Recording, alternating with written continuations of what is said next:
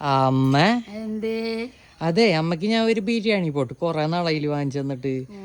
എന്നിട്ട് അതില് വല്ല ബിരിയാണി ഉണ്ടാക്കി തന്നിട്ടുണ്ടാ? അന്ന് എന്ന് ഉണ്ടാക്കിയല്ലോ? നല്ല സ്പെഷ്യൽ ആയിട്ട് ഉണ്ടാക്കണം. ഓക്കെ അല്ലേ? അപ്പൊ നമ്മുടെ പുതിയ ബിരിയാണി പോട്ടില് ബിരിയാണി ഉണ്ടാക്കാൻ ആവശ്യത്തിന് വെള്ളം തിളച്ചു തുടങ്ങി. നമുക്ക് കഴുകി വാരി വെച്ച അരി ഇട്ട് കൊടുക്കാം. ഇതിലേക്ക് കുറച്ച് മല്ലിയിലയും പുതിനയിലയും ഇട്ട് കൊടുക്കാം. ഇതിലേക്ക് കുറച്ച് ഏലക്കായും കറിയാമ്പും ഇട്ട് കൊടുക്കാം. കുറച്ച് ഓയിൽ ഒഴിച്ചു കൊടുക്കാം.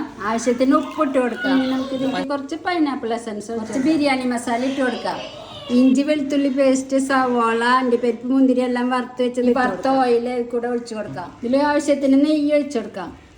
ഇനി നമുക്കിത് ദമ്മാക്കി എടുക്കാൻ 10 മിനിറ്റ് മൂടി വയ്ക്കാം. ഇപ്പോൾ ഇതാ നമ്മുടെ ബിരിയാണി സെറ്റായി വന്നിട്ടുണ്ട്. അപ്പം നമുക്ക് നമ്മുടെ ബിരിയാണി കഴിച്ചു നോക്കാം. ചിക്കൻ കാല്, കാന്താരി മുളക് ഉപ്പിലിട്ടത്, പിന്നെ കുറച്ച് സർലാസും ചിക്കൻ്റെ ഒരു പീസും പപ്പടം കൂട്ടി ഇങ്ങനെ വെച്ചിട്ട് കൈയിടമേ.